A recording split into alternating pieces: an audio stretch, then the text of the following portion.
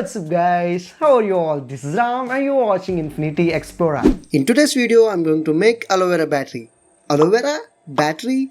Yes, it's possible to make a battery from aloe vera. Some startups like Aloe are trying to make this possible. They made a cell from aloe vera extracts and won a grand prize too. See their story, I will drop the links in the description. Their approach of making battery is different, but the main motto of this video is making a battery out of aloe vera extracts and testing the battery made out of it. Let's get started. For this, I am taking a fresh aloe vera branch and taking the pulp out.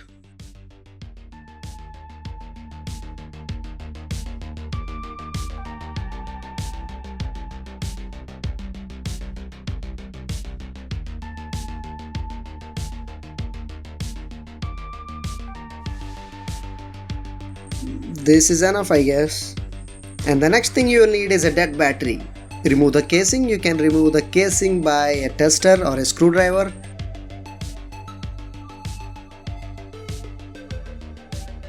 And this casing is made out of zinc and act as a negative terminal. So I'm cutting it into strips for the terminal.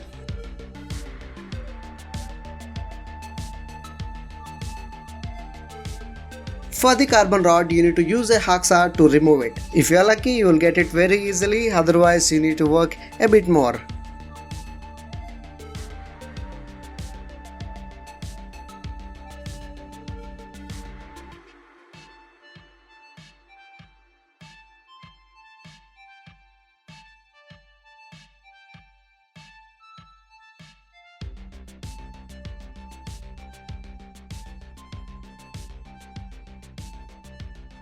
After taking the carbon rods, I made a slot for the wires, so the wires when connected won't slip off. And connected all the other carbon rods in parallel. Similarly for the zinc plates too. Use a sandpaper to scrape off the painting on the zinc plate. I don't have a sandpaper, so I rubbed against a wall. It did the job.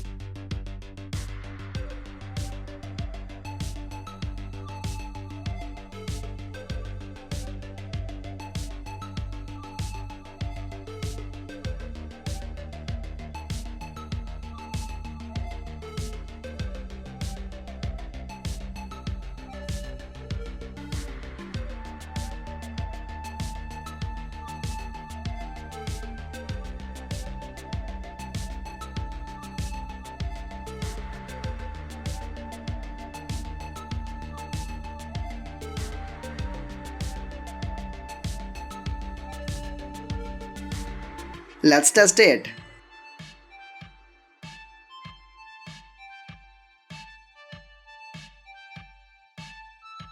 .59 volts, 0.3, less than a volt. Let's try charging it. Before you proceed, make sure that zinc plates and carbon rods are not in contact with each other.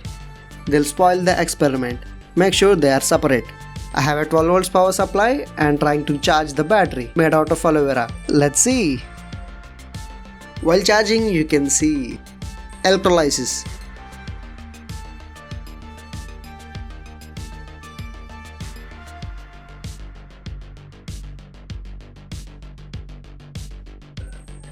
Two volts, 2.5 volts. It's dropping very fast.